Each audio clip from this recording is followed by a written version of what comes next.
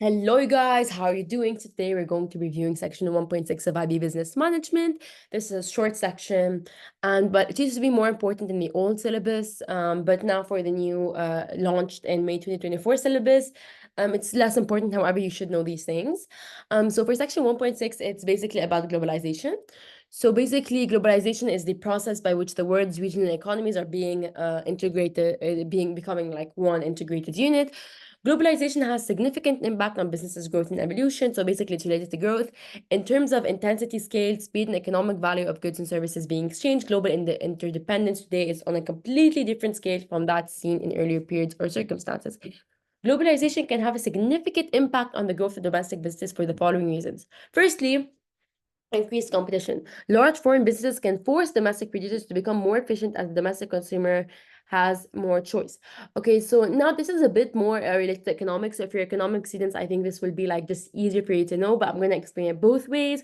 So basically, it's efficiency is in the sense that they produce the goods at a lower costs because they have to, and therefore they use whatever resources like material to actually produce the good more efficiently, meaning they don't waste it. They use it in a very efficient way, for least as possible wastage in order to save as much as they can. So ensuring that the cost is minimal as possible. And basically, once there's competition, like foreign competition, let's say we're in country X, the producers of country X have foreign competition from country Y. So the producers in country X, in order to make their prices competitive and lower for people to buy their products, or consumers or customers to buy their products, they ensure that their costs are low in order to give them a low price, because they want their price to be competitive. They don't want their price to be so high, which will give incentive for customers to buy from the foreign producers or from imports, which are basically from foreign producers. Imports equals foreign producers. Therefore, they try to actually, this is what happens when there's increased competition, especially from outside the country, so foreigners. Make sure in your answers, never make the mistake I just made. Never say people, and make sure you say customers or consumers. When it comes to economics, you say consumers. When it comes to customers, you say, when it comes to business, you say customers. Okay, so greater efficiency means lower cost for goods and services for producers. That's what I just said, basically, but this is it. So greater efficiency equals lower cost, because lower costs lead to lower prices, because once they lower their cost, they're able to lower their prices because they need to make a contribution. They need to make a specific amount after selling the good. So for example, if the cost of producing, let's say slippers, let's say the company produces shoes, they sell slippers, let's say, if the cost of each slipper costs $3, they need to make sure that they sell it for $6 in order to make $3 of contribution, $3 of revenue from that slipper. One way business can become more efficient is by lowering the growth in wages of its workers and extracting greater productivity from them. Okay, so basically by lowering the wages of their workers, they actually lower the costs, which equals to larger profits. Or actually, if they just lower the costs, then they're able to actually lower their prices. This is what they technically mean, because they need to make sure that they're in competition with the competition internationally, like the foreign businesses. And greater brand awareness. So domestic producers have to compete with big name brands, and so need their own unique selling point. So USP, this is very important to USP, unique selling point. And so the unique selling point is basically something that distinguishes a certain product from others in the market. It makes it unique, it differentiates it. The customer is like, oh, this product has factor X that all the other products in the same market that are marketed to do the same thing don't have. So that's why we're gonna buy this one. So something that makes it unique, something that makes it unique in order to be sold, which is why it's called a unique selling point. Sometimes they do this by emphasizing the local or national origins of the product compared to the foreign products sold by multinational and global firms, thus creating a USP, which can make businesses very efficient and competitive. So again, they need to give customers an incentive to buy their products. Skill transfer. So foreign businesses, no matter how big they are, must use local networks, which will lead to a two-way transfer of knowledge and skills. So one of the risks of growth is that the businesses entering the new markets, they don't have connections. They don't have local suppliers. They don't know which suppliers are best. They don't know what the customers think. They're not familiar, or they may have some sort of familiarity, but not as much as competitors, about the culture, about the thinking process, about the ideology of these people. So they do need local networks in order to actually know, they have knowledge and skills. The multinational or global firms will learn from workers hired in particular countries, while the workers can develop new skills and learn new approaches. So, for example, Starbucks in India, it sells tea, let's say, whereas in many countries it does not sell tea. For example, we know that many fast food chains in China, for example, they sell boba tea, but they do not do that in other places. Well, for example, the menu of McDonald's has many different foods in different areas depending on the place. So, and the location, I mean. So you need to really know um the culture and the preferences of the market segment you're in. Closer collaboration, whether joint venture, strategic alliances, or franchises or domestic producers, can create new opportunities. So, for example, if a company is entering a new country, a new market, but let's say a new country, they can have a joint venture a very established business in the same industry in that country, in that location, in order to actually have the two-way transfer of knowledge and skill. So basically, that's it. So basically, multinational corporations, a company that operates in two or more countries. By the way, this is very asked question. This sorry, what's it called, definition, so make sure you know it. Four factors that allow multinational companies to grow rapidly: improved communications in ICT and distribution networks, um dismantling of trade barriers, allowing easier movement of raw material, components, and finished material. Okay, so trade barriers, it's not really part of your syllabus to know, but I'm just gonna like explain it. Maybe it comes in a case study or you just know it in general. Trade barriers are like tariffs and quotas. So basically, tariffs is when they impose taxes on imports. Imports is basically when you get goods from other countries, which is technically kind of bad for the country's economy to get imports.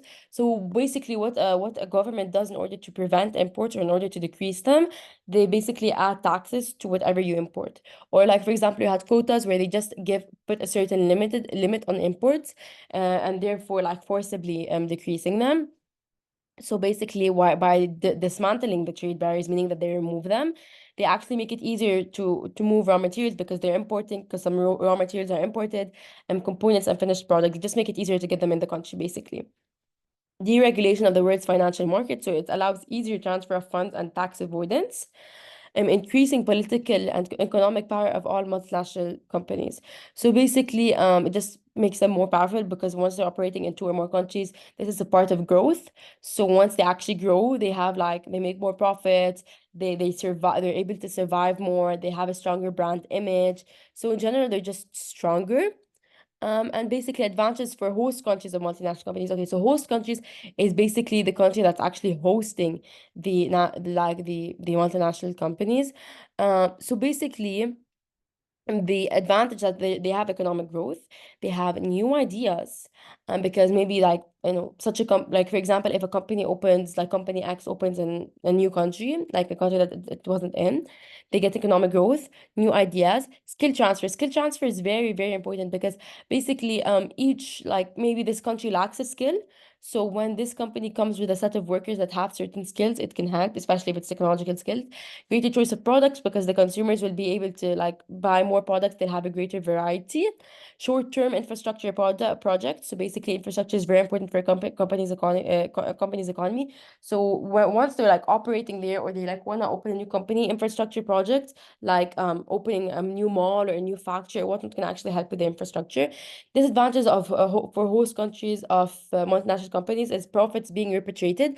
This means that the multinational company may pay the country taxes. So basically, because they're in that country, they're forced to pay taxes legally, meaning. So this will help the economy of the country because they're paying the government taxes. So the government actually makes revenue out of them, and they actually can use the revenue that they like make from the company in the country. They can invest in sectors of the economy. However, the bulk of profits made by the company are sent back to the host country, meaning that let's say company X, they make let's say, I'm just like giving you a fictional number, 200 million in profit. So they pay a certain portion of tax, a certain percentage of the profit as tax to the government that they're in, the country they're in, country Y. However, the profits, like the 200 million, let's say 180 million of that 200 million is sent back to the original country. So basically, the country has kind of lost in a certain way, the country Y that's hosting them. Why? Because they've used its resources they've used its infrastructure, they've used some of its people as labor. However, they're sending the profits back to their country.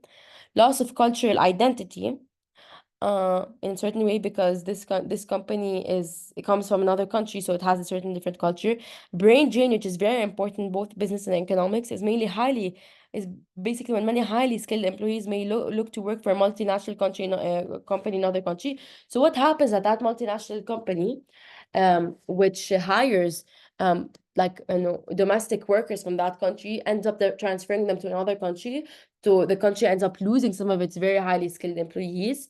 They lose market share because as multinational countries may take more of the domestic markets, domestic products may suffer, and short-term plans as well, because meaning that this company, it comes, it does whatever it wants to do, it has a short-term plan, and that ends up closing and leaving, which also harms the economy, and sometimes ends up taking workers with them. So this is very economics related. This you have to know this because it's part of the syllabus, but again, just know the main ideas, just know the concepts. But this is it for the advantages and disadvantages. But make sure you know what a multinational company is. Make sure you know advantages and disadvantages. And these are very important, especially if you want to apply them to a case. So if you want to learn how to apply to cases, and again, the structure of the way you answer is very, very important, because when you're graded, especially for your 10 markers, whether it's in paper 1, paper 2, you're graded on the business terminology you use, you're graded on the balance of your answers, meaning you have to always state the same amount of advantage, disadvantages. You have to have introduction and conclusion.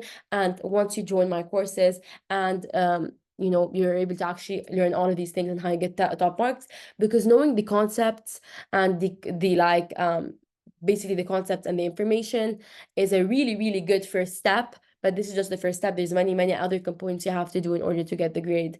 So if you want to do that, you can start off by joining my Google Classroom, which is in the description. And in order to actually learn the gist of it, you have to actually join my sessions and my tutoring sessions, in order to actually know every step to actually getting that 7 out of 7 in IB Business Management, whether it's SL or HL.